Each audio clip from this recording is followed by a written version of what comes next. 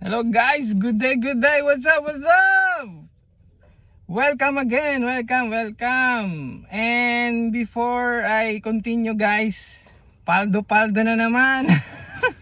Yung kahapon guys, no, kahapon na Bitcoin. Grabe. Umabot siya sa $98,000. Akala ko bababa pa, pero umabot siya sa 98. So yung mga nag-entry kahapon na 98k sa Bitcoin, grabe, congrats kasi umabot na naman siya ng 105. Pero again, no, gaganon naman si Bitcoin. Ganun pa rin siya. So again, consolidation na naman, consolidation stage pa rin siya. Pero sa mga trader guys, wow, pumaldo na naman sila kagahapon, no? Grabe. So again, congrats sa mga nagte-trade dyan ng Bitcoin. Talagang bye. Of course, dahil consolidation stage siya at saka volatile. So pag nakuha niya, actually yung mga umabot kahapon umabot siya sa 106. So from 98k, kung nag-entry ka sa 98k tapos umabot siya hanggang 106 na, take profit ka na dun sa 96 and boom, bigla na naman bumaba siya ngayon, no? So naglalaro na naman siya sa price range na 101, 105, ganun siya guys, no? Mga ganun siya. So again guys, congrats sa mga nag-trade. And of course, welcome po sa mga pumasok sa Bitcoin kahapon for long term, price range na 98. So good entry yan guys, no? So mababa siya kasi nag-start kami 96, around price range na 96. So yun guys, no? So again, welcome po sa mga ka-Bitcoin natin dyan. And of course, sa mga hindi pa bumibili o nag-aabil ng Bitcoin, why buy Bitcoin? Kasi nga mayroong future. And pag pinag-uusapan natin ng future, may mga factors yan. Well guys, nag-search ako sa Google, how many Bitcoin ang na-lost? Actually around 3.8 million Bitcoins ang na-lost. Bye Bitcoin. So definitely guys, yung 3.8 million na Bitcoin na yun, kung i-multiply mo sa price range ngayon, no, na let's say 100k na lang. So 100k, $100,000 times 3.8 million guys na lost Bitcoin, magkano na yun? Tignan natin na. Ika-calculator natin guys kung magkano ang Bitcoin na nawawala. No, tignan mo ha. Sa price range na lang na $100,000 times 3.8 million. Isa pang zero. So that's around 1, 2, 3, 4. $380 billion guys. So may $380 billion na nandoon sa crypto space na unrecoverable. So ibig sabihin may puhunan na. So definitely guys, yung Bitcoin hindi na siya aabot ng hindi siya aabot ng zero. Ay mga negative sa mga Bitcoin na babalik siya sa zero guys, hindi ganun guys, kasi nga sa 3.8 million Bitcoin na nawala, well, as sabi ni Google, hindi natin alam kung ilan talaga ang recorded na talagang nawalang Bitcoin, no? So pero sabi ni Google, yun 3.8 million na Bitcoin ang nawala. So that's around $380 billion, no, na may doon na. So definitely kung bibili ka ng Bitcoin, hindi siya magiging zero na sinasabi ng ibang mga ibang ayaw sa Bitcoin, anti-Bitcoin. Well, yung ibang mga anti-Bitcoin ngayon, bumibili na sila guys, no, pumapasok na sila, especially yung mga mapepera guys, yung mga willing to risk everything nga, sabi nila. Willing to risk na may mapepera, meron silang 1 million mahigit, no? Talagang bumibili sila ng Bitcoin, no? To secure their spot. Sabi nga, to secure their spot. Kasi nga guys, ang long term 1 Bitcoin daw is $1 million, guys. Yun ang sinasabi ng mga yung mga pro Bitcoin. So pag umabot siya sa price na 1 Bitcoin is $1 million, grabe guys, paldo. Well, sobrang paldo, di ba? So habang iniintay natin magkatotoo yung $1 million per Bitcoin, dito muna tayo. Yung nasa price range kasi ngayon, consolidation stage pa rin siya. Sa mga gustong pumasok sa Bitcoin, welcome. Pasok na guys, no? Kung hindi naman kayo trader guys, any price range, pasok lang kayo, pasok.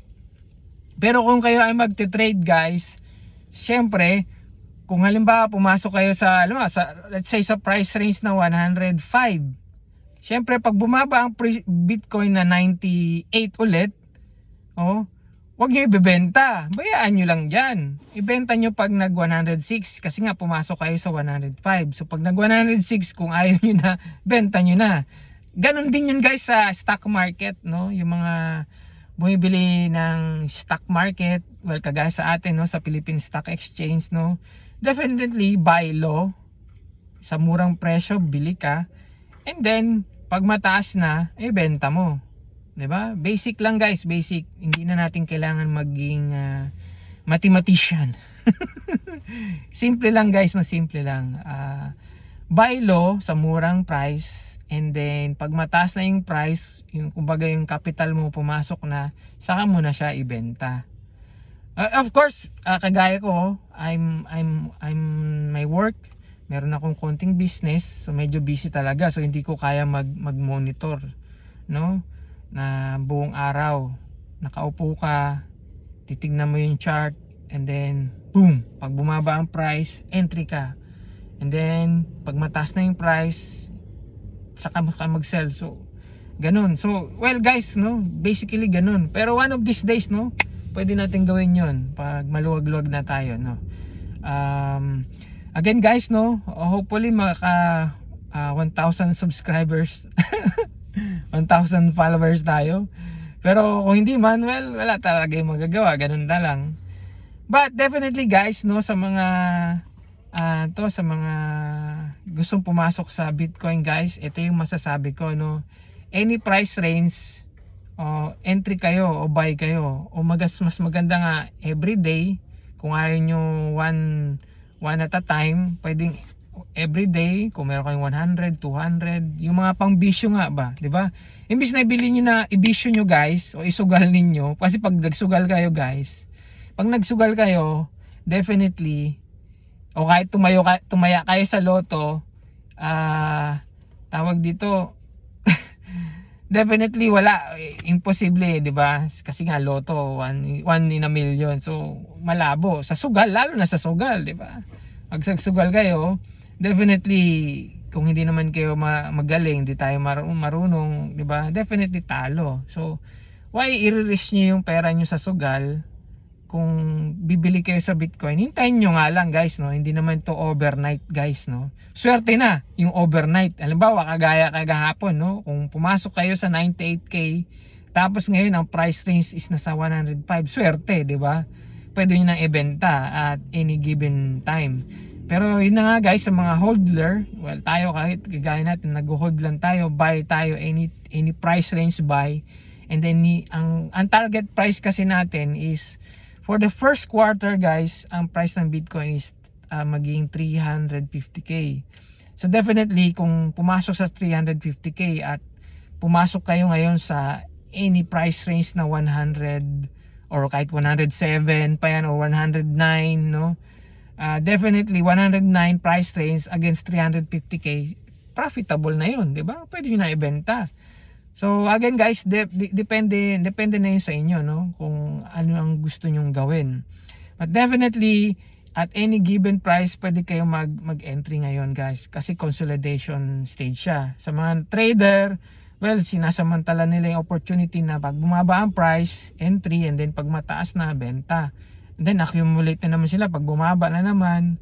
Pero nga ang disadvantage naman nun guys, no, pag hindi ka marunong, ano ba, nagbenta ka sa mataas na price, let's say pumasok ka sa 98, di ba?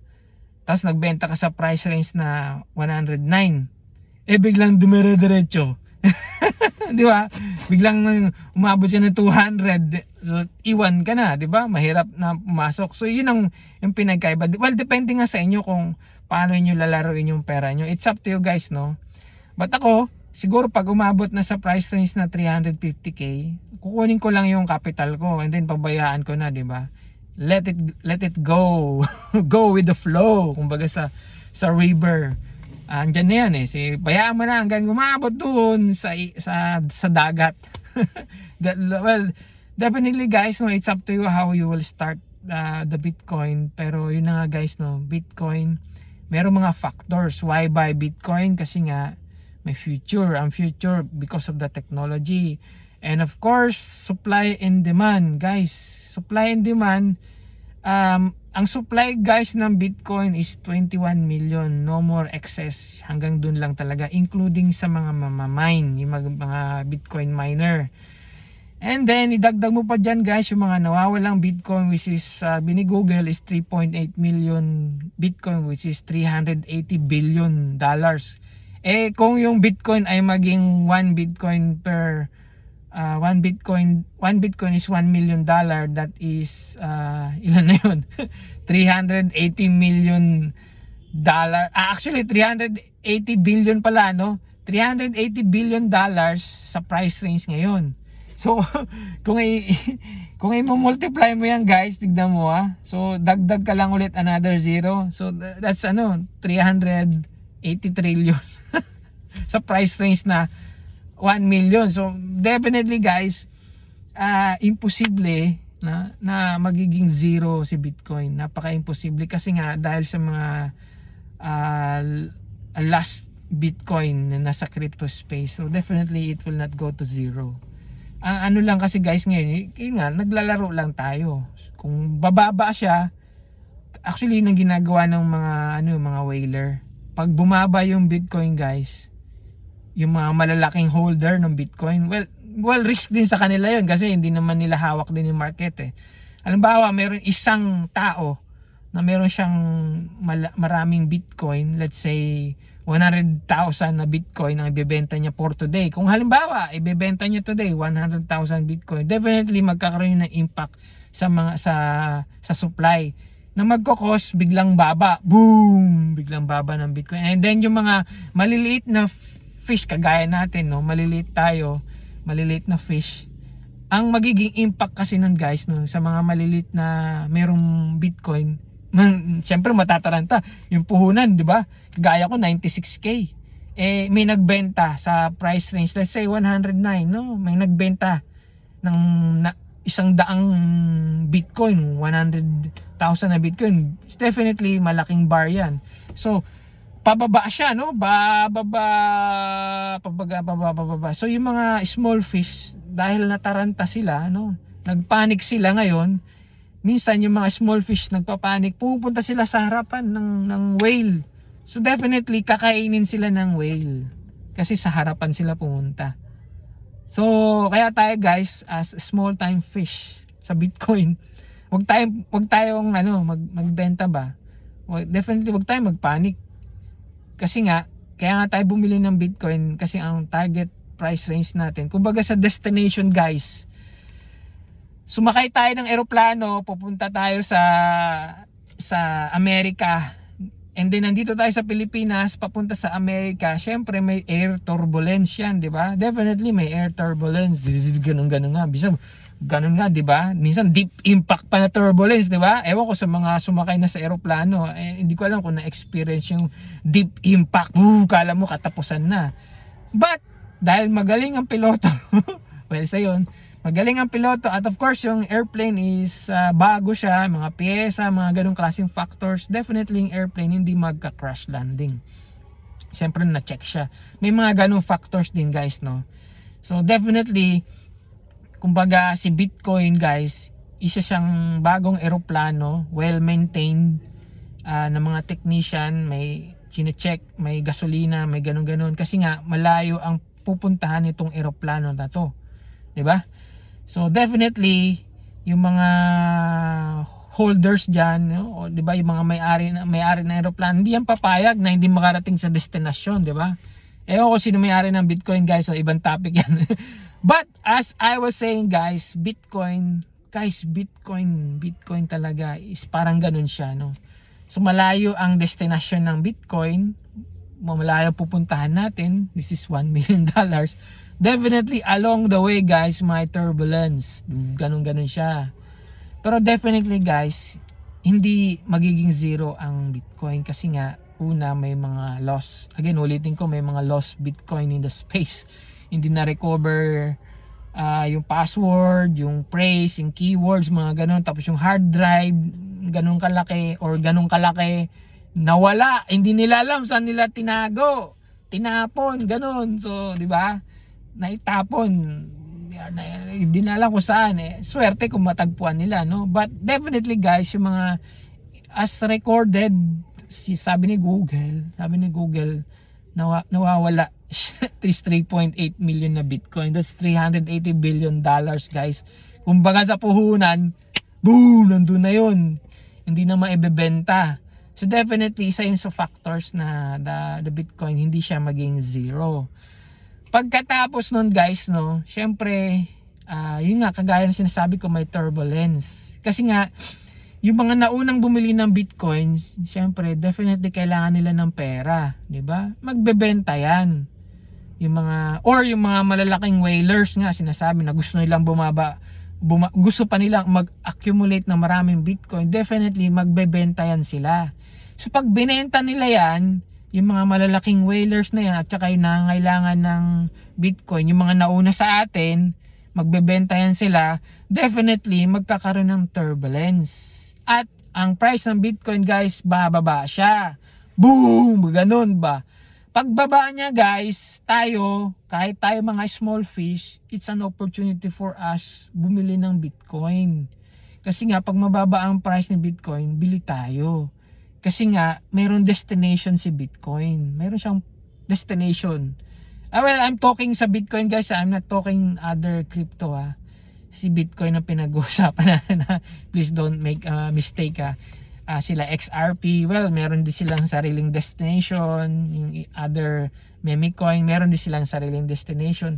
But ang sinasabi ko, guys, is Bitcoin. Bitcoin tayo, guys, sa Bitcoin. So masasabi ko si Bitcoin, kagaya ng eroplano, well maintained siya ng mga technician, mga ganun. Ewan ko sino yan, But definitely, guys, may destination siya. So kung sakali magkaroon ng air turbulence along the way, wag niyo ako sisihin, Mamaya sisisihin niyo ako, biglang bumaba ang price ng Bitcoin. No. Kasi may factors yan. Kasi nga, may mga nauna sa atin. Of course, nauna sila, 'di ba? Price range dati is $30,000. So yung mga nasa 30,000 o nasa $10,000 na nag-accumulate nung unang-una, definitely anytime pwede yan sila magbenta. Yun nga lang, pag malilit lang ang benta, walang problema. Pero yung mga malalaking whaler, yun, guys, no, sila pag nagbenta sila ng malalaki, well, definitely it will cause the market to magpa-fluctuate, bababa. And of course, dahil itong mga maliliit na fish na nataranta, benta yan sila. So ngayon, bigla na namang pasok si Bitcoin. Bigla na lang papasok ang mga malalaking whale. Biglang mag-buy sila ng ganitong karaming Bitcoin. Boom! Scoop agad yan. So definitely, pag bumaba ang Bitcoin, guys, which is sila rin na nagbenta, definitely, pas pag ganun yan, guys, definitely angat na naman, guys. Kaya guys, yung price na Bitcoin, tawag dito, definitely una again, hindi siya magiging zero. And then supply and demand. And then, guys, ilan lang ang gumagamit ng mga Bitcoin. Ilan pa lang. Well, sa kagaya natin, mga baguhan tayo, bumibili tayo at any given price range ng Bitcoin, which is gustong-gusto ng mga whalers yan, di ba? Ng mga traders, including na dyan yung mga traders. Gustong-gusto nila yan. Kaya nga, guys, yung iba natatalo kasi Halimbawa, yun nga, kung pumasok kayo sa price range ng 109, give up na. Ayoko na ng Bitcoin, ayoko na, magbenta na ako kasi lugi na ako. Guys, sabi ko nga sa inyo, ang pagbili ng Bitcoin is saving expenses, 'di ba? Saving expenses. 'Di ba? Pag nagsugal kayo, 'di ba? Pag nagsugal kayo, pag natalo kayo, definitely talo na kayo, hindi niyo na makuha yung pera niyo. Pero dito guys sa Bitcoin, pag bumili kayo at any given price range, bumili kayo, 'di ba? Let's say bumili kayo sa 109 o let's say bumili kayo sa 120. Halimbawa, umabot na ng price range ng 120 tapos saka lang kayo bumili. Dahil umabot siya sa 120, saka kayo bumili, tapos biglang bumaba. Bumalik na naman sa 100, definitely lugi kayo, 'di ba? Huwag niyo ibenta. Kasi nga guys, binibenta yan ng mga marunong sa pera, marunong sa Bitcoin, mga trader, mga guys, binibenta nila yan kasi nga gusto nila mag-accumulate na naman kaya sila nagbenta. Pag ganun guys, huwag nyo ibenta, huwag kayo matakot kasi nga may destination tayo, 'di ba? Turbulence lang yan, air turbulence lang yan. O kung sumasakay kayo sa barko, ano ba sa barko? Baga, nagkaroon na ng malaking alon, natakot na kayo. Eh 'di ba guys, meron nga life vest. 'Di ba? Lahat ng eroplano o barko may life vest. So pag bumili kayo ng Bitcoin, meron sigurado meron kayong life vest. Life vest kayo. Wag niyo lang ang ibenta, 'di ba? Yun yung sinasabi ko. Ibenta niyo lang kapag mataas, bumalik na ulit sa price range na mataas. Kasi nga guys, unang-una, iilan pa lang ang gumagamit ng Bitcoin. Definitely, hindi ko sure.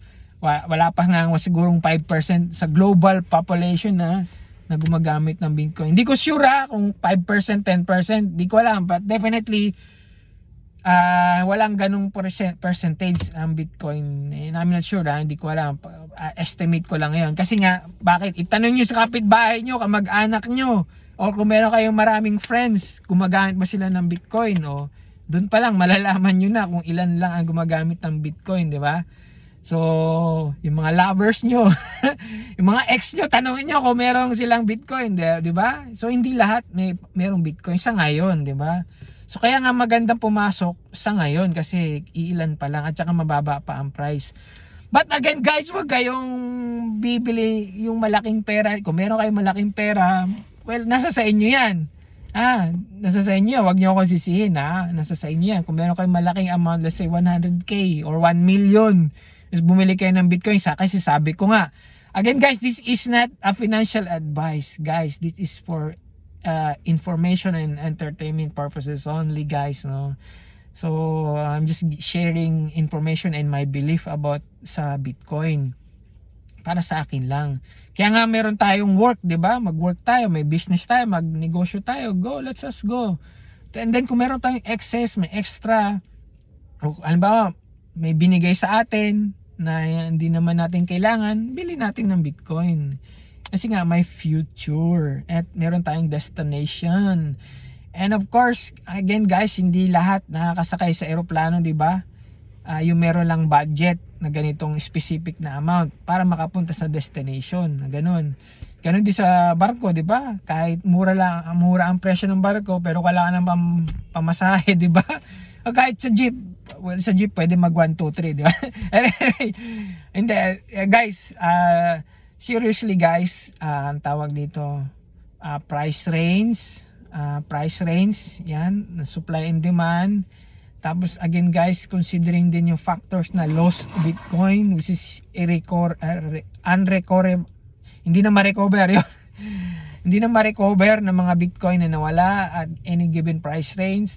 So again guys, ang nagko-cause lang ng fluctuation nga syempre yung mga nauna na bumili sa Bitcoin, definitely at any given time kung mangailangan sila ng pera, especially yung mga whaler, yan, pag yan nagbenta, sigurado bababa ang presyo ng Bitcoin. This is yun nga, turbulence, kasi nga gusto pa nilang mag-accumulate ng mas marami pa. So pag tayo naapektuhan gano'n, nagbenta rin tayo, na sayang naman yung na start natin, di ba? So again guys, Bitcoin is a good for the future, something to look forward to. Halimbawa, wala pang pagkagastusan. But again guys, no, remember yung mga praise, yung mga password nyo, isulat ninyo ha. Especially pag nandun kayo sa mga platform. Well, guys, yung ginagamit ko guys na platform is Coins.ph. Kung gusto niyo ng link ko, pwede kayo mag-message sa akin or nandyan sa QR code ko. At meron din ako iba, yung Paymaya. Message niyo lang ako. Siyempre, ingat kayo sa mga scammer, di ba? Message lang kayo sa akin and magre-reply ako to send my link. And kung meron kayong GCash, meron din po yan sa GCrypto. Well, tignan nyo guys, isa pa. Last. Bakit kaya itong PLDT, well, I mean yung Maya at saka si GCash and of course si Coins.ph, bakit kaya itong mga million companies na to ay pumasok sa crypto? Well, una 'di ba si Coins.ph lang. Which is ngayon pumasok na si Paymaya, si Maya at saka si GCash, which is mga fintech Philippine. I'm sure may mga shareholder diyan ng mga Pinoy, 'di ba? Kasi nga they have something na nakita. Kung nagsimula guys yung Bitcoin, actually nung nagsimula ang Bitcoin way back 2009, 2010, well, actually nung 2020 pa, 'di ba?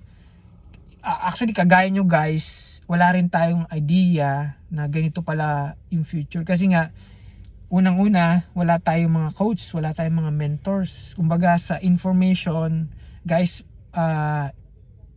sino lang, ilan lang yung ating makukunan ng information.